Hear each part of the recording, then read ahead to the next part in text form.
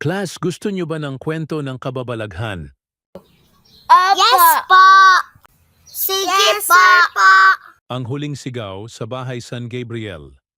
5 magkakaibigan ang matagal nang magkakasama mula high school.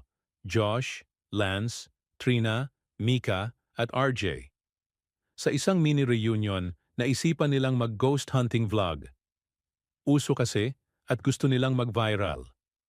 May alam akong lugar, sabi ni Lance, habang ngumunguya ng chichirya. Bahay San Gabriel. Abandoned since the 80s. Daming namatay doon. Perfect for content. Matatagpuan ang Bahay San Gabriel sa tuktok ng bundok sa Batangas. Liblib at nilulumot na ang pader. Sabi ng mga lokal, dating bahay ng kulto. Lahat ng pumasok hindi na lumabas. Pero ang barkada, wala lang. Content lang yan, bro. Tara, nagsimula silang mag-record. Trina ang nagdadala ng camera. RJ ang comic relief. Mika ang skeptic. Sa unang oras, puro tawa. Wala namang kakaiba hanggang sa tumigil ang camera sa pag-record kahit puno ang battery. May biglang bumagsak na upuang wala namang hangin. Narinig nila ang boses na pabulong, 5 kayong pumasok, isa lang ang lalabas. Akala nila prank. Pero si Mika, nanginginig na. Tumulog ang magkakaibigan na may takot sa dibdib. Nang bumangon sila kinabukasan, wala si RJ. Hinahanap nila sa buong bahay. Wala. Pero sa lumang piano sa sala, may sulat sa alikabok. Isa. Pagdating ng hating gabi, si Lance naman ang nawala. May narinig silang sigaw mula sa attic at nang puntahan nila, may dugong bumaba sa hagdan. Sa salamin, may bagong mensahe. 2. Panic. Gulo. Takot.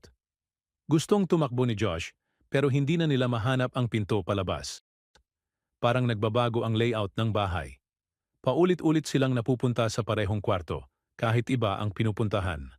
Sa hallway nakita ni Trina ang itsura nila sa salamin. Lahat sila duguan, pero sa refleksyon lang. Wala na tayong ligtas dito, bulong ni Mika. Ngayon, 3 na lang sila. Josh, Trina, at Mika. Nagdesisyon silang maghiwa-hiwalay para hanapin ang lihim ng bahay. Sa basement, may altar. Dito nalaman ni Mika ang katotohanan. Ang Bahay San Gabriel ay ginawang offering ground ng isang kulto. Bawat dekada, kailangan ng 3 kaluluwang iniaalay. Ang natitirang isa, makakalabas. Pero, kailangan niyang pumili kung sino. Umiiyak, tumakbo si Mika para balaan ang dalawa. Pero huli na, pagdating niya sa sala, duguan na si Trina. Si Josh, wala na rin. Liwanag, katahimikan. Isang pintig.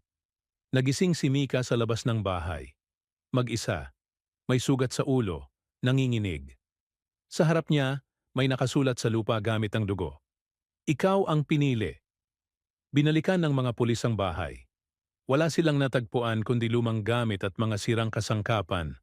Walang katawan, walang dugo.